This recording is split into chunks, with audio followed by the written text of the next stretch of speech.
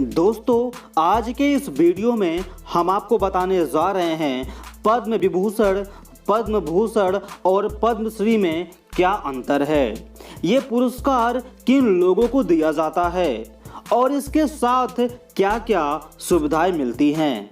तो आइए इस वीडियो को हम स्टार्ट करते हैं। दोस्तों, पद्म विभूषण, पद्म भूषण और पद्मश्री पुरस्कार देश के सर्वोच्च नागरिक सम्मानों में से एक है। ये पुरस्कार भारत सरकार द्वारा प्रतिवर्ष भारतीय नागरिकों को उनके असाधारण कार्यों के लिए प्रदान किए जाते हैं।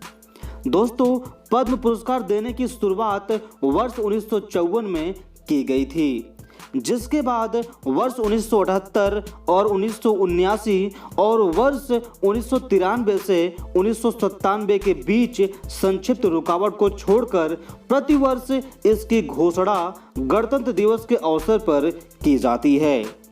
आज हम आपको बताएंगे कि तीनों पुरस्कारों में क्या अंतर है, यह पुरस्कार पाने के कौन काबिल है। दोस्तों, पद्म पुरस्कारों की सिफारिश राज्य सरकार या संघ राज्य प्रशासन, केंद्रीय मंत्रालय या विभागों के साथ साथ उत्कृष्ट संस्थानों द्वारा की जाती है।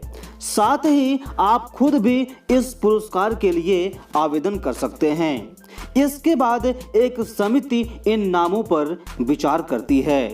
पुरस्कार समिति जब एक बार सिफारिश कर देती है तो फिर प्रधानमंत्री, गृह मंत्री और राष्ट्रपति इस पर अपना अनुमोदन देते हैं और इसके बाद गणतंत्र दिवस की पूर्व संध्या पर इन सम्मानों की घोषणा की जाती है। तो दोस्तों, आइए सबसे पहले हम जान लेते हैं पद्म विभूषण पुरस्कार के बारे में। दोस्तों, पद्म पुरस्कारों में सर्वोच्च होता है। भारत रत्न के बाद यह भारत का दूसरा सर्वोच्च नागरिक पुरस्कार है। यह पुरस्कार किसी भी क्षेत्र में असाधारण और उत्कृष्ट कार्य के लिए प्रदान किया जाता है।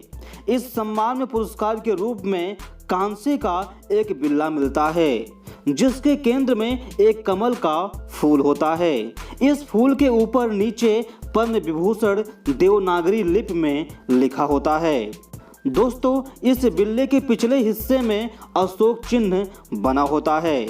यह सम्मान किसी भी क्षेत्र में विशिष्ट और उल्लेखनीय सेवा के लिए प्रदान किया जाता है। इसमें सरकारी कर्मचारियों द्वारा दी गई सेवाएं भी शामिल हैं। तो दोस्तों, आइए अब हम बात करते हैं पद्म भूषण की। दोस्तों, पद्म पुरस्कारों में पद्म भूषण दूसरा सबसे बड़ा पुरस्कार है। साथ ही यह भारत का तीसरा सर्वोच्च नागरिक पुरस्कार है। इस सम्मान में भी कांसे का बिल्ला दिया जाता है। साथ ही डिजाइन भी वही होता है जो पद्म विभूषण में होता है, बस कमल के फूल के ऊपर नीचे पद्म भूषण लिखा रहता है। दोस्तों, यह सम्मान किसी भी क्षेत्र में विशिष्ट और उल्लेखनीय तथा उच्च कोटि की विशिष्ट सेवा के लिए प्रदान किया जाता है। तो दोस्तों, आइए अब हम बात करते हैं पद्मश्री की। दोस्तों, पद्मश्री पुरस्कार पद्म पुरस्कारों में तीसरा और भारत का चौथा सर्वोच्च नागरिक पुरस्कार होता है। इसका डिजाइन भी एक समान होता है। इसमें फूल के ऊपर नीचे पद्मश्री लिखा रहता है। यह जीवन के विभिन्न क्षेत्रों जैसे कला, शिक्षा, उद्योग, साहित्य, विज्ञान, खेल, चिकित्सा, समाज सेवा और सार्वजनिक जीवन आदि में उनके विशिष्ट योगदान के लिए दिया जाता है। दोस्तों, आइए अब हम जान लेते हैं पद्म पुरस्कारों से जुड़े तथ्यों के बारे में। दोस्तों, एक वर्ष में प्रदान किए जाने वाले कुल पद्म पुरस्कारों की संख्या 120 से अधिक नहीं होनी चाहिए। इसमें मरणोपरांत तथा विदेशियों को दिए जाने वाले पुरस्कार को छोड़कर। दोस्तों, अलंकरण में राष्ट्रपति के हस्ताक्षर और मोहर से जारी की गई एक सनद यानी प्रमाण पत्र तथा तमगा यानी मेडल शामिल होता है। प्रत्येक पुरस्कार विजेता के संबंध में संक्षिप्त परिचय वाली एक स्मारिका भी समारोह वाले दिन जारी की जाती है। दोस्तों, पुरस्कार प्राप्तकर्ताओं को मेडल के साथ एक प्रतिकृति भी प्रदान की जाती है, जिसे वे अपनी इच्छा अनुसार किसी भी समारोह या राजकीय समारोहों आदि में पहन सकते हैं। दोस्तों, यह पुरस्कार कोई पदवी नहीं है और इससे पत्र शीर्षों, निमंत्रण पत्रों, पोस्टरों, पुस्तकों आदि पर पुरस्कार विजेता के नाम के आगे या पीछे उल्लेखित नहीं किया जा सकता है। इसका दुरुपयोग करने पर उस व्यक्ति को इस पुरस्कार से वंचित कर दिया जाएगा।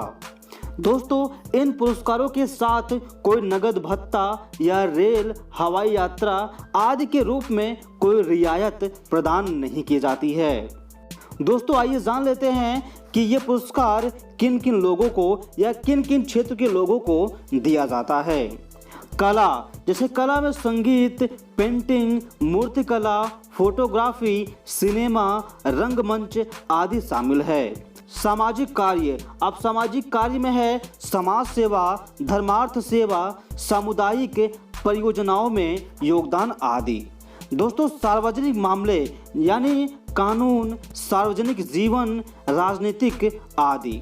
विज्ञान और इंजीनियरिंग, दोस्तों अंतरिक्ष इंजीनियरिंग, परमाणु विज्ञान, सूचना प्रौद्योगिकी विज्ञान और इसके संबंध विषयों में अनुसंधान और विकास आदि शामिल है। व्यापार और उद्योग, दोस्तों इसमें बैंकिंग, आर्थिक गतिविधियां, प्रबंधन, पर्यटन को बढ़ावा देना, व्यवसाय आदि शामिल है। चिकित्सा में शामिल है चिकित्सा अनुसंधान, आयुर्वेद, होम्योपैथी, सिद्धि, एलोपैथी, प्राकृतिक चिकित्सा आदि में विशेषज्ञता आदि शामिल है। दोस्तों, साहित्य और शिक्षा क्षेत्र में पत्रकारिता, शिक्षण, पुस्तक रचना, साहित्य, कविता, शिक्षा को बढ़ावा देना, साक्षरता को बढ़ावा देना, शिक्षा सुधार आदि शामिल है।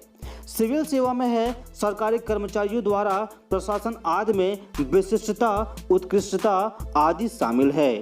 खेल में लोकप्रिय खेल, एथलेटिक्स, साहसिक, पर्वतारोहण, खेल को बढ़ावा देना, योग आदि शामिल है। दोस्तों, इसके अलावा भारतीय संस्कृति का प्रचार, मानव अधिकारों की सुरक्षा, वन्यजीव संरक्षण आदि में कार्य करने वालों को भी यह पुरस्कार मिलता है। तो दोस्तों, हम उम्मीद करते हैं आप जान पाए होंगे पद्म विभूषण, पद्म भूषण और पद्मश्री में क्या अंतर होता है और इस पुरस्कार को किन किन लोगों को दिया जाता है और क्या क्या सुविधाएं मिलती हैं। दोस्तों, वीडियो की जानकारी आपको कैसी लगी, आप अपने विचार को कमेंट बॉक्स में कमेंट करके ज़रूर बताइए। वीडियो की जानकारी अच्छी लगी हो तो एक लाइक और वीडियो को लोगों तक शेयर भी कर दीजिए। और हाँ, यदि आपने अभी तक इस चैनल को सब्सक्राइब नहीं किया है तो इस वीडियो के नीचे वाले लाल बटन पर क्लिक करके चैनल को सब्सक्राइब करके साइड में बेल आइकन पर भी क्लिक कर लीजिए। बाकी दोस्तों, नेक्स्ट वीडियो मिलते हैं नेक्स्ट टॉपिक के साथ। बाकी तब तक के लिए आप सभी का अपना कीमती समय देने के लिए बहुत बहुत धन्यवाद।